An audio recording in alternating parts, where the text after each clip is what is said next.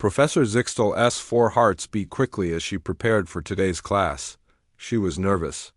The thin, blue-skinned alien had taught at the Galactic Academy for 30 years, but today was different. Today she would begin teaching about humans. Humans had joined the galactic community only 6 months ago. They were the newest species to develop faster-than-light travel. As was tradition, the Academy now offered classes about human history and culture. Professor Zixtal had been chosen to teach these classes. The classroom doors slid open with a soft hiss. Students from 12 different species filed in, taking their seats around the circular room. Some floated, some crawled, others walked on various numbers of legs. All were curious about Earth and its people. Krell, a tall amphibian student with webbed hands, settled into a pool-like seat filled with murky liquid. Viola, who looked like a praying mantis with glowing eyes, perched on a special standing desk. Dormoth, a walking mushroom-like being who communicated through light patterns and spore releases, positioned himself near an air filter. The other 20 students were equally diverse. Professor Zixtal activated the room's holographic system. A 3-dimensional image of Earth appeared, floating in the center of the room. The blue-green planet rotated slowly, showing continents and oceans.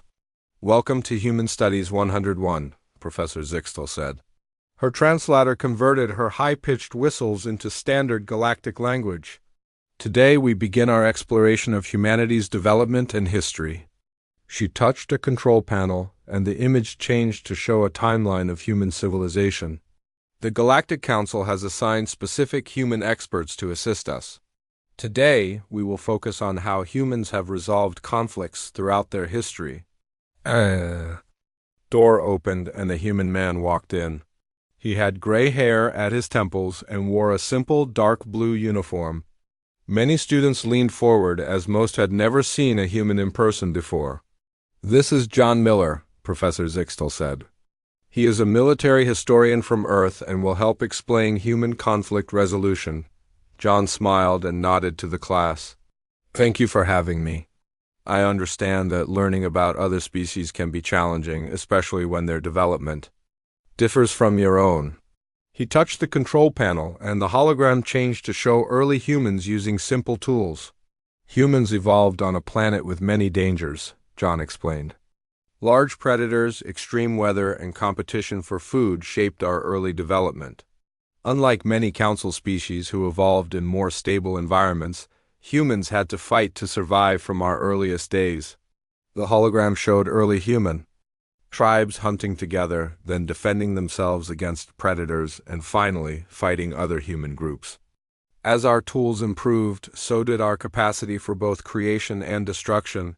John continued. The images changed rapidly, showing the development of increasingly sophisticated weapons alongside advancements in art, architecture, and science. Viola raised a pointed limb.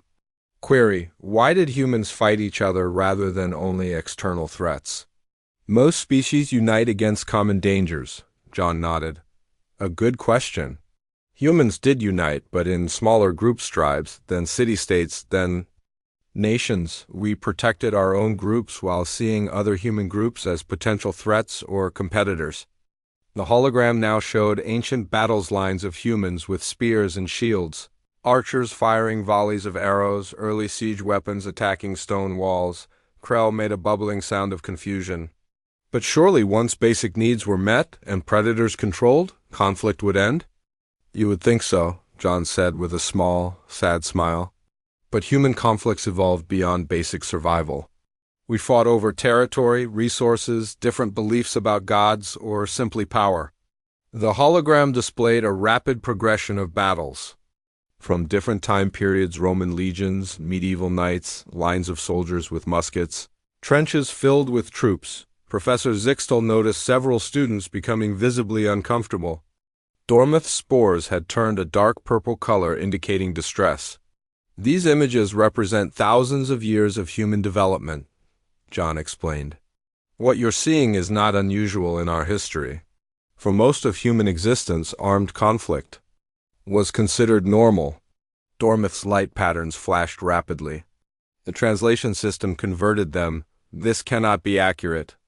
Our research shows that intelligent species typically achieve peace after discovering agriculture. The energy spent on conflict is illogical once food security is established, John sighed.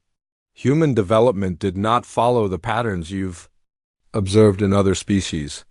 Even after we had plenty of food, medicine, and comfort, conflicts continued. The hologram now showed the early 20th century. Soldiers in different uniforms faced each other across devastated landscapes. This period marks what we call the First World War, John said quietly.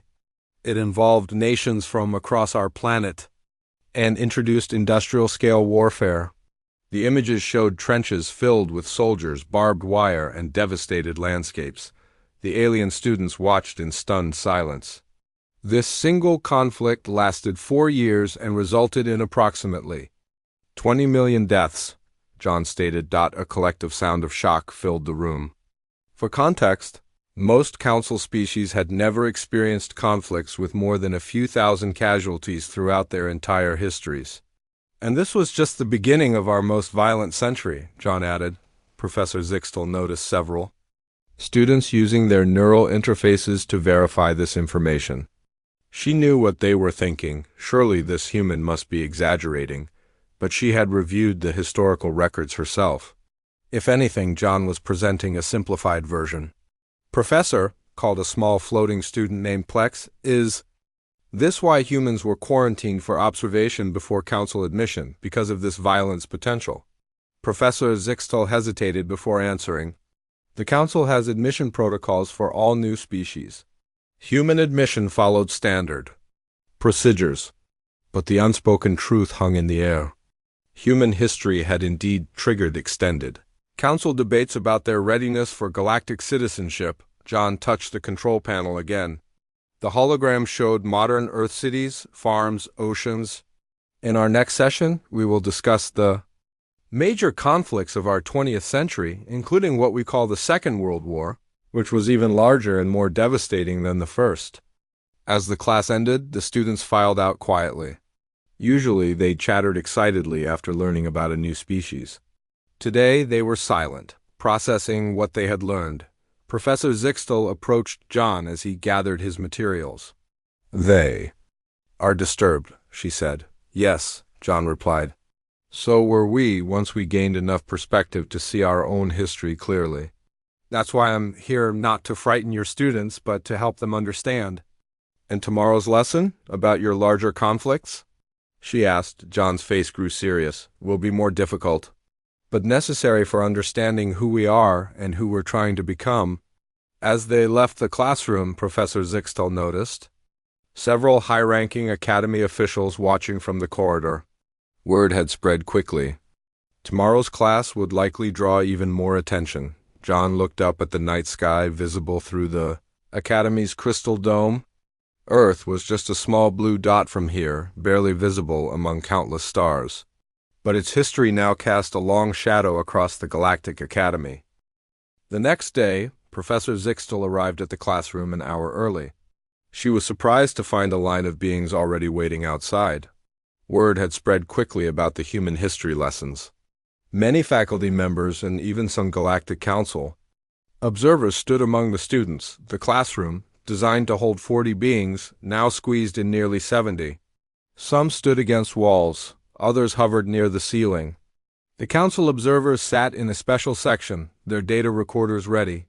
John Miller entered through a side door. He looked tired. He had spent the night answering urgent messages from concerned academy officials. Are you ready? Professor Zixtel asked quietly. John nodded.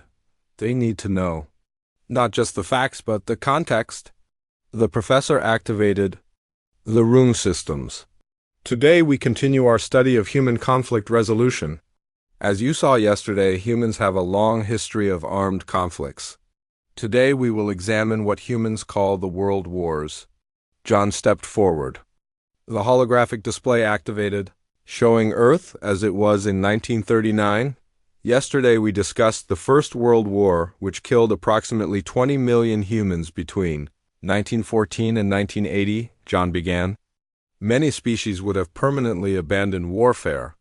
After such losses, humans hoped we had We called it the War to End All Wars. The hologram showed the aftermath, grieving families, destroyed cities, men missing limbs.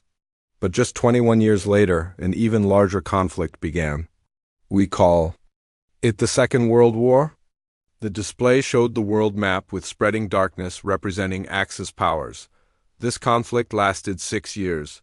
It involved nations on every continent, and it resulted in the deaths of between 70 and 85 million humans. A sound like a collective gasp filled the room. Krell, the amphibian student, raised a webbed hand. Professor Miller, I have been calculating. If these numbers are accurate, humans lost more lives in this single conflict than the combined war casualties of every current council species over their entire recorded histories. That is likely correct, John said simply. Several students began using their neural links to verify this claim. Their expressions showed that Krell was right, but how? Asked Viola, her crystalline eyes flashing with confusion patterns. How could such destruction happen? John touched the controls. The hologram showed various scenes from the war soldiers. Fighting across different terrains, bombers dropping explosives on cities, tanks rolling through streets. Technology had advanced significantly since the previous war, John explained. We developed more efficient ways to kill. Aircraft could now bomb cities far from battle lines. Tanks could break through defenses. Submarines could sink ships carrying thousands. The images changed to show rows of bodies in concentration camps. And some humans decided to systematically murder others based on their religion, ethnicity, or politics. Over 6 million died in death camps. Several students left the room. They could not continue watching. Even some council observers looked away. Then, John continued, humans developed the most destructive weapon in our history. The hologram showed a mushroom cloud rising over a city. We call it the atomic bomb. 2 of these weapons were used against cities in Japan. Each destroyed an entire city in seconds. Approximately 200,000 people died immediately or from radiation afterward. Dormoth spores turned black, the color of extreme distress in his species. Why would you use such weapons on population centers rather than military targets? A complex question, John replied. The official reason was to end the war quickly without an invasion that might have cost more lives. The reality included wanting to test these new weapons and to demonstrate power to other nations. The hologram now showed the aftermath leveled. Buildings, burned bodies, children with radiation sickness. After witnessing this destruction, John continued, humans then built thousands more such weapons, each hundreds of times more powerful. Viola's translator struggled to convert her distress sounds into words. But why continue making weapons after seeing such horror? Most species develop one planet-killing weapon, realize the madness, and disarm immediately. We call it deterrence, John explained. Nations feared that if they didn't have these weapons, others might use them against them. The fear that if one nation used such weapons, retaliation would be inevitable. You prevented war by promising more war? Asked Dormoth. Yes, sighed John. We called it mutually assured destruction. The knowledge that using such weapons would result in your own destruction was meant to prevent anyone from using them first. The aliens looked at each other. This concept was so foreign to their understanding of survival that many translator systems struggled to convey the meaning properly. A council observer stood up. Human Miller, are we to understand that your species developed the capability to destroy your entire planet multiple times over, and then use the fear of this destruction as a diplomatic tool? That is correct, John said. For over 50 years? The major powers of Earth existed in what we called the Cold War, a state of tension, where full war was avoided precisely because it would be too destructive. The observer made notes, then whispered to colleagues. Professor Zixtal noticed their concerned expressions. Krell raised his hand again. Did all humans support this approach? John shook his head. No, many worked for disarmament and peace. There were large protest movements, diplomatic efforts, and treaties that eventually reduced these weapons. The hologram showed peace protesters, diplomatic meetings, and the gradual reduction of nuclear stockpiles. by the time humans achieved space travel beyond our solar system, we had reduced our nuclear weapons by over 80% from their peak. Professor Zixtal stepped forward. Let us take a short break. We will continue in 30 minutes. As the students filed out, many were unusually quiet. Some formed small groups, discussing what they had learned in urgent whispers. A high-ranking council security official approached John. Human Miller, my analysis suggests your species should have destroyed itself several times over. John nodded. Many of us think the same. We came close more than once. Then how did you survive? The official asked. Luck, John said. And perhaps because enough of us always pulled back from the edge when we looked into the abyss. The security official made a notation. The council will need to reassess human membership protocols. Your species represents an anomaly in developmental patterns. As the official walked away, Professor Zixtal moved closer to John. They are afraid now, she said quietly. I know, John replied. But fear based on facts is better than comfort based on ignorance. Tomorrow we'll discuss the psychology behind human conflict. That may help them understand. Through the academies. Large windows, Earth was visible as a distant blue dot. Professor Zixtal wondered how such a small world could contain so much violence and somehow survive it. For the first time in her teaching career, she felt genuinely uncertain about what she was revealing to her students. By the third day, interest in the human history class had grown so much that the academy moved it to the Grand Lecture Hall. Nearly 300 beings filled the space. Security guards stood at each entrance. High-ranking council officials occupied the front row. Professor Zixtal felt nervous as she activated the room systems. Today's topic might be even more disturbing to her students than the previous lessons. Today we will explore the psychology behind human conflict, she announced. To help us understand this complex topic, we have a second human expert joining us. A woman with short brown hair and gentle eyes walked onto the stage. She moved with smooth, careful steps. This is Dr. Linda Hayes, Professor Zixtal said. She's a human psychologist who studies why humans fight. Linda smiled at the audience. Thank you for having me. I know the previous sessions have been difficult. Today we'll try to explain why humans develop such a unique relationship with conflict. The holographic system activated, showing a human brain with different areas highlighted in various colors. To understand human warfare, Linda began, you must understand that for most of our history, we were both predator and prey. We evolved to identify threats quickly and respond to them. The display showed early humans on the African savanna, watching for lions while also hunting smaller animals. Notice how our brains developed, Linda continued, showing brain scans. This region activates when we sense danger. It triggers faster than conscious thought. We call it the fight or flight response. She displayed a comparison. These are brain scans from an Arcturian peace delegate. Notice how their threat assessment regions are smaller, while their ethical consideration pathways activate first. The difference was clear.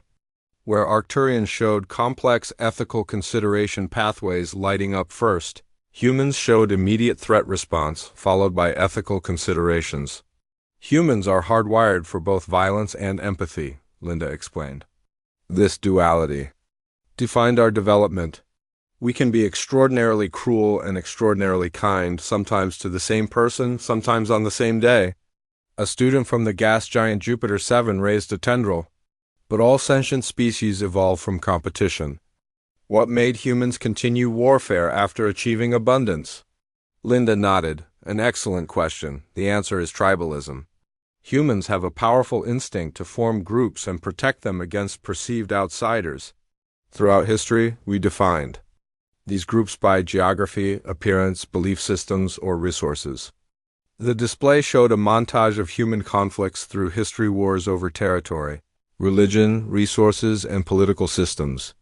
What you're seeing, John added, joining the conversation, is that humans would fight over anything they valued. Land, gods, ideas, even sporting competitions. Sports? Asked Krell, the amphibian student. You fight over games? Not full warfare, John clarified, but sports often serve as a substitute for tribal conflict. Fans of opposing teams sometimes fight. Nations compete fiercely in global sporting events like the Olympics. Linda took over again. Another key factor is that humans can dehumanize other humans. By seeing an enemy as less than human, it becomes easier to harm them. The display showed propaganda posters from various wars, depicting enemies as monsters or animals.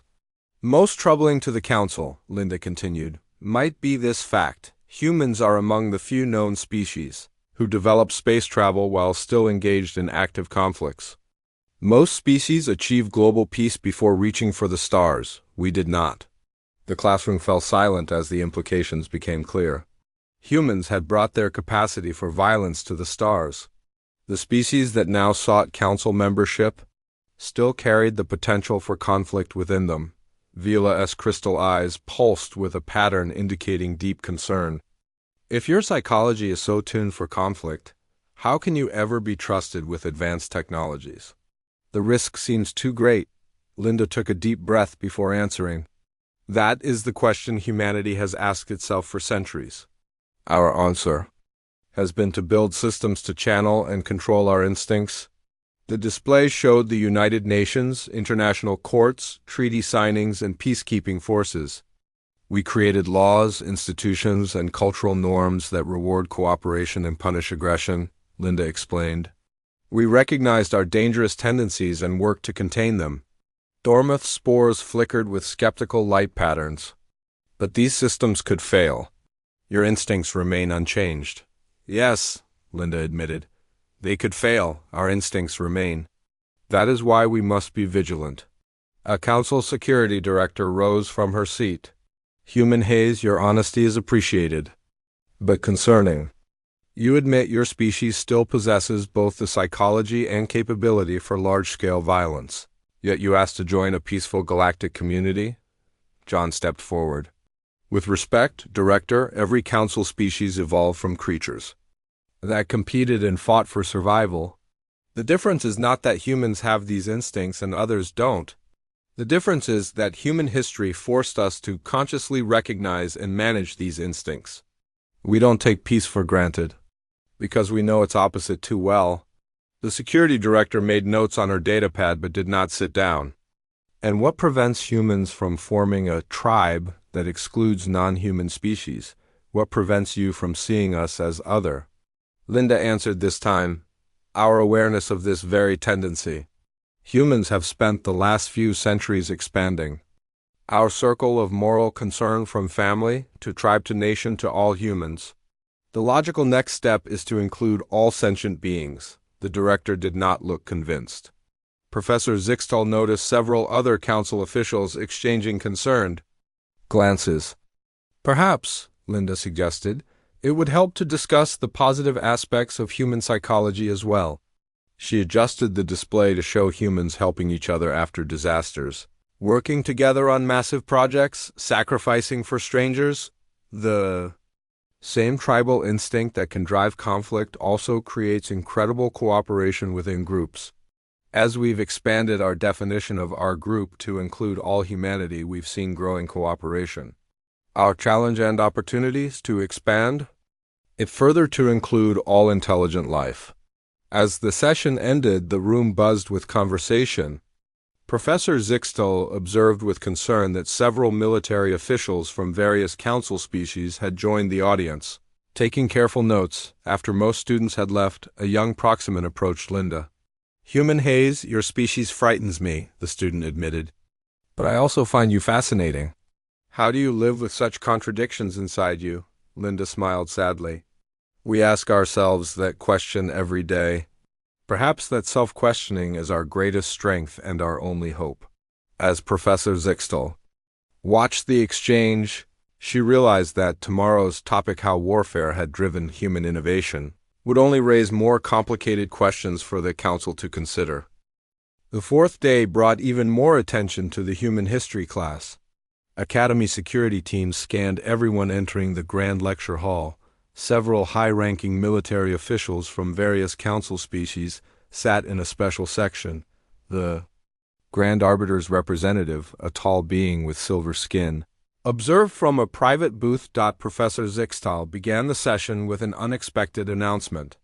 Today's class will be conducted with special security protocols. All recording devices must be deactivated except for official council records. Murmurs spread through the audience.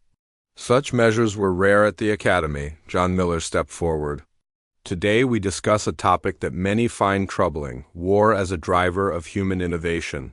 A third human joined them on stage. He was younger than John and Linda, with dark hair and quick movements. "This is Kevin Adams," John said. "He is an engineer who specializes in technology development." Kevin nodded to the audience. "I'm here to help explain how conflict shaped human technological progress." The holographic system activated, showing a timeline of human innovations. Many were highlighted in red. "What you see in red," Kevin explained, "are technologies that were either created directly for warfare or significantly advanced because of military needs." The audience stared at the display. Nearly half of all major human technologies had red highlights. "Let's start with basic materials," Kevin continued. "Metallurgy, the working of metals, advanced rapidly during wars. Better swords led to better armor, which led to better swords. This cycle repeated for centuries. The display showed the evolution of metal weapons and tools. But the pattern accelerated dramatically in recent centuries," John added. "The most significant example is our information technology." The display showed early computers, massive machines filling entire rooms. "Our first electronic computers," Kevin said, "developed to break enemy codes during our Second World War. Our first global computer networks, military in origin. Flight technology," John pointed to aircraft images, "quickly adapted for warfare. In just 11 years, airplanes went from simple flying machines to combat aircraft. Space exploration," Kevin continued, "emerged directly from missile technology. The rockets that took humans to our moon were designed by the same engineers." "Who built weapons?" Krell raised a webbed hand. "This pattern suggests your technological advancement was purchased with blood."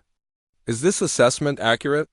The three humans exchanged uncomfortable glances. "In many cases, yes," Kevin admitted. "Medical advances provide the clearest example. Blood transfusion techniques, emergency medicine, antibiotics, surgical methods all saw their greatest advances during wartime." The display showed field hospitals from various wars, then modern medical facilities. "Many medical procedures that save millions of lives today were developed to save soldiers," Linda explained. "Hospitals were originally military institutions. Even ambulances were first used to transport wounded soldiers." A council science director stood up.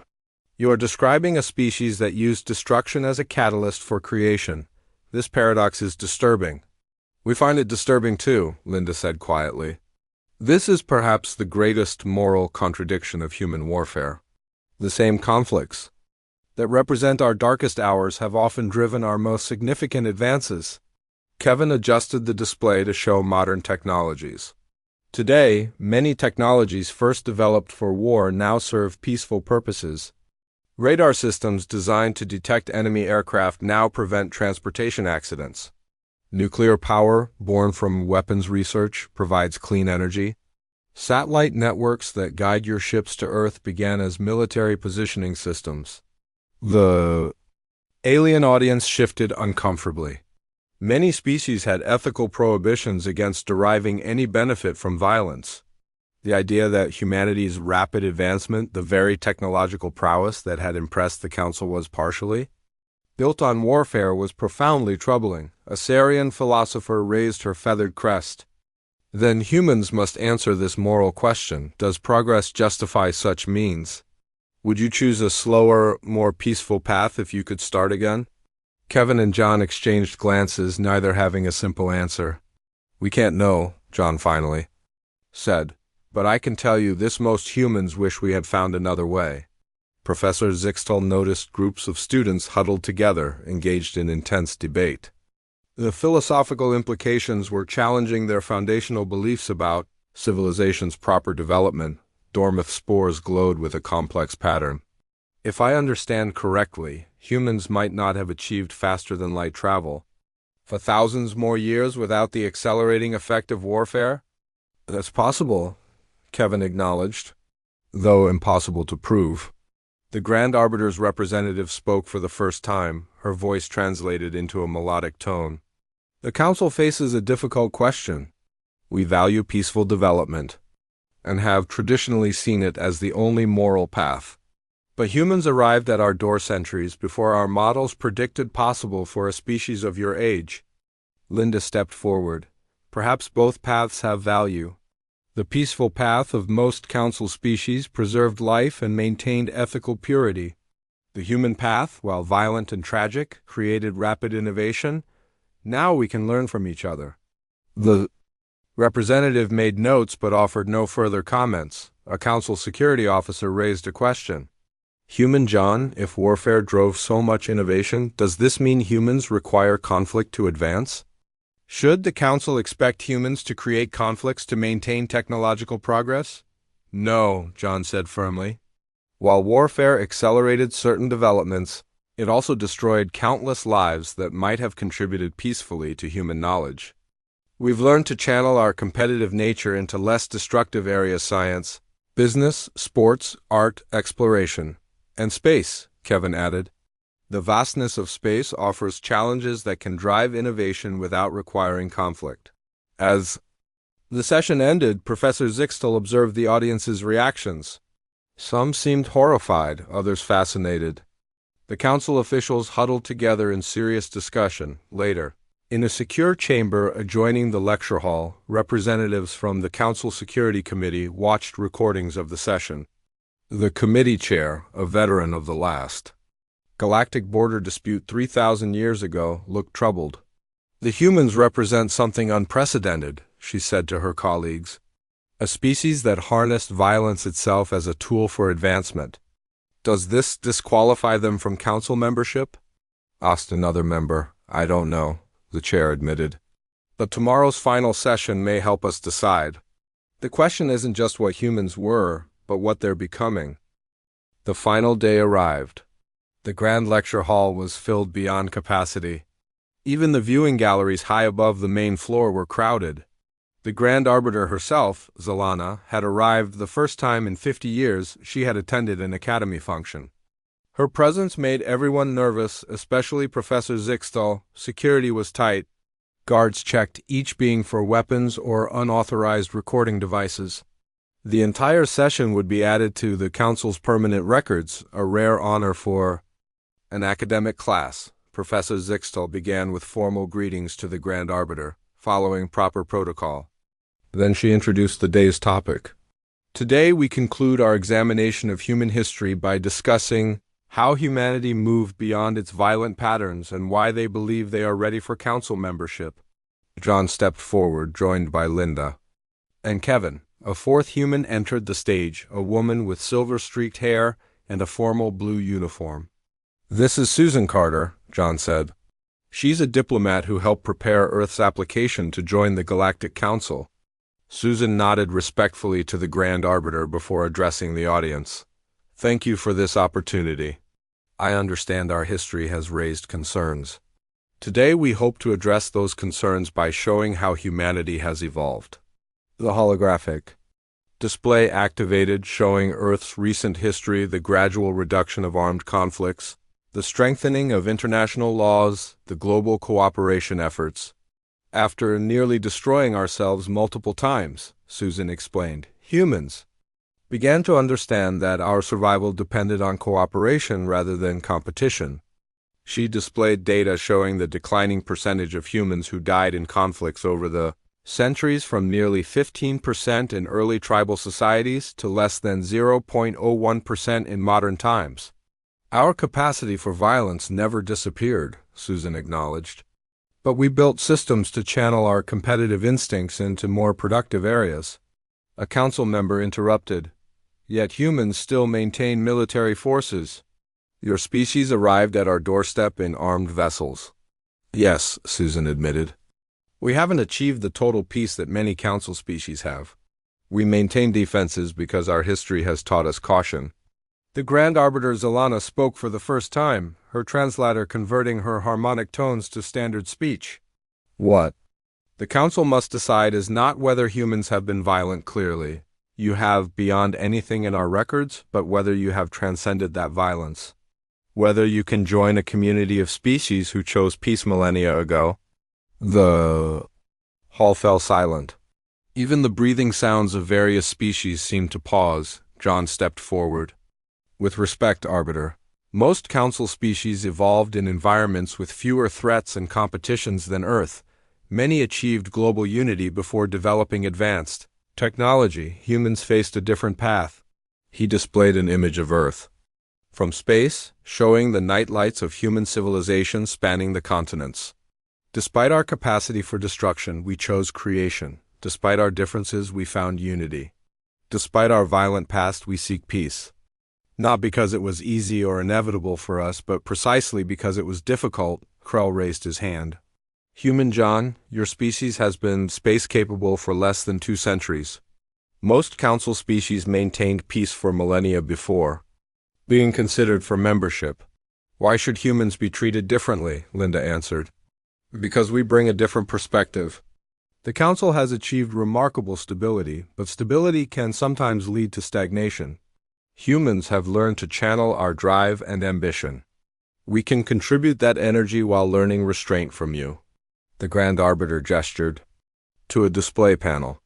Our records show that in your most recent century, humans still engaged in over 100 armed conflicts, resulting in approximately 30 million deaths. You call this progress? Susan nodded gravely. Compared to previous centuries, yes. More importantly, no conflicts involve the most destructive weapons in our arsenal. We learned to limit war even when we couldn't eliminate it completely. Kevin added, and during that same period, we eliminated diseases that once killed millions, doubled our average lifespan, reduced extreme poverty by more than half, and developed technologies to address climate change and resource scarcity.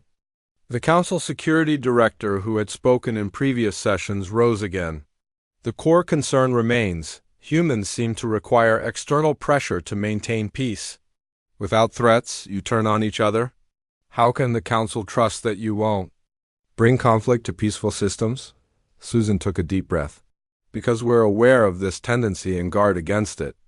Because we've built institutions to prevent it. Because we know better than anyone the cost of giving in to our worst instincts. The Grand Arbiter made a gesture and the hall's lighting changed. I have heard enough. The Council will now deliberate on Earth's application for membership. She rose to leave, then paused. Human Susan, one final question. If the Council rejects Earth's application, how will humanity respond?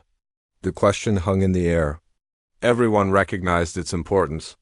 A species that responded to rejection with aggression would prove itself unworthy of membership, Susan answered carefully. We would be disappointed but would respect the Council's decision. We would request specific conditions to meet for reconsideration, and would continue peaceful contact and limited trade as permitted under Council protocols for non-member species. The Grand Arbiter's expression was unreadable. The Council will announce its decision within 1 standard week. As the hall emptied, Professor Zixtel approached her students, who had gathered in a corner. What do you think the Council will decide? Asked Dormoth, his spores glowing with anxiety. I don't know, the professor admitted. This is unprecedented. Krell made a bubbling sound. They're dangerous. They're resilient, countered Viola. Perhaps, suggested Dormoth's spores. Shifting to a thoughtful blue, they are both. And perhaps that's why they survived. 1 week later, the Academy gathered for the Council's announcement. The Grand Arbiter stood before representatives from all member species. Regarding Earth's application for Council membership, she began. The Council has reached a decision. She paused, looking at the 4 humans who stood together at the front of the audience. Humanity's history of violence is deeply troubling. Your psychological makeup includes tendencies that most Council species evolved beyond before achieving space travel. Your rapid technological development was purchased at a terrible cost in lives and suffering. The humans nodded solemnly, accepting these hard truths. However, the Arbiter continued, We also recognize that humans have made remarkable progress. In a short time, you have faced your darkest tendencies and worked to overcome them. Your unique evolutionary path has created a resilience and adaptability that may benefit the Council. She raised all four of her arms, the formal gesture for a significant proclamation. Therefore, the Council grants Earth provisional membership status, with full review in 50 standard years. During this period, humans will participate in Council activities but will not vote on military or security matters. The hall erupted in mixed reactions, some approval, some concern. Many animated discussions. As the humans accepted the terms, Professor Zixtel watched her students. They too seemed divided, much like the Council itself. I still find them frightening, Krell admitted. Yes, Professor Zixtel agreed. But perhaps that is not entirely bad. The Council has been comfortable for a very long time. Perhaps we needed to be frightened a little. Outside the Academy windows, Earth was visible as a small blue dot in the night sky, home to a species whose path to the stars had been paved with both unspeakable violence and remarkable courage. A contradiction that the Galactic Council would now have to accommodate. The professor made a note in her teaching plan. Next semester's class would focus on human art and literature. Perhaps there, in human creativity rather than human destruction. The full measure of this strange species might be better understood.